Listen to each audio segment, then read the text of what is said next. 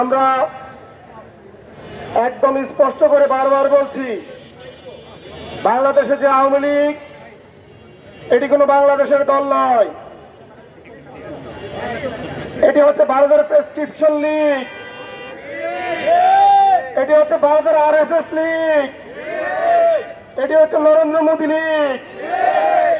এই আওয়ামী লীগ দেশকে অস্থিতিশীল করার জন্য এখন নিজেরা নাম ধারণ করেছে কলকাতা লীগ, আগরতলা লীগ এবং ত্রিপুরা লীগ। তারা কলকাতা থেকে, আগরতলা, ত্রিপুরা থেকে ভারতের প্রেসক্রিপশনে আবার বাংলাদেশে মাথা চারা দেওয়ার চেষ্টা করছে। আমরা বলেছি এই আওয়ামী লীগ শিশু হত্যাকারী দল, এই আওয়ামী লীগ গণহত্যাকারী দল। এর আগে 1972 থেকে 75 পর্যন্ত আওয়ামী লীগ দেশে 30,000 মায়ের বুক খালি করেছে। আমরা ওই বিচার পাইনি। আমরা স্পষ্ট করে বলতে চাই, 24শে জুলাই আন্দোলনে যে গণহত্যা চালিয়েছে তারপর থেকে আওয়ামী লীগের ব্যাপারে আমরা আর কোনো ছাড় দিব না। আমাদের দাবি আওয়ামী লীগকে নিষিদ্ধ করতে হবে, আওয়ামী লীগের গণহত্যার বিচার করতে হবে।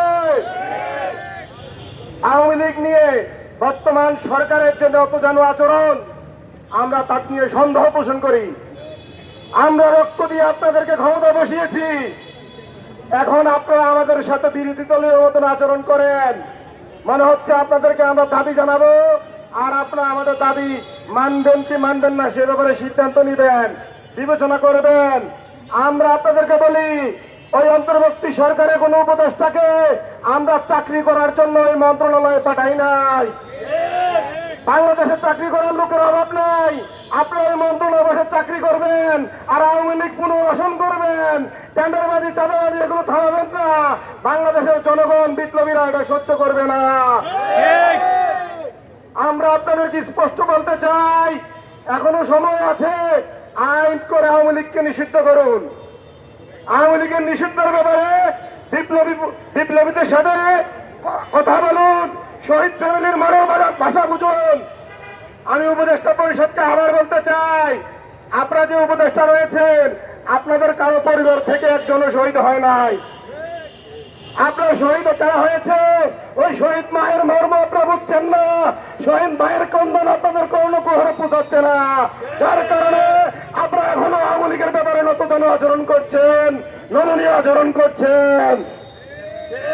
আমি আরেকটি বড় দলকে বলতে চাই, আপনারা আমাদের রাজনৈতিক বন্ধু হিসাবে আপনাদেরকে আমরা এখনো মূল্যায়ন করি, আপনাদেরকে বড় দল হিসাবে সম্মান করি, কিন্তু আওয়ামী লীগের ব্যাপারে আপনারা এখনো কুসুম বিরোধিতা করেন। আপনারা এখনো ইনিয়ে বিনিয়ে আওয়ামী লীগ নিষিদ্ধের বিপক্ষে অবস্থান নিচ্ছেন। আপনারা সংস্কারের বাধা হয়ে দাঁড়াচ্ছেন। আমি ওই বড় দলটিকে বলতে চাই এবং স্পষ্ট করে বলতে চাই, বিএনপির ভারপ্রাপ্ত চেয়ারম্যান জনাব তারেক রহমান সাহেব, আপনার প্রতি সম্মান রেখে বলছি, আওয়ামী লীগ বাংলাদেশে নিষিদ্ধ আপনারা চান কিনা এই বিষয়টি একদম স্পষ্ট করে জনগণের সামনে উত্থাপন করেন। কোন ধানাই বানাই করবেন না।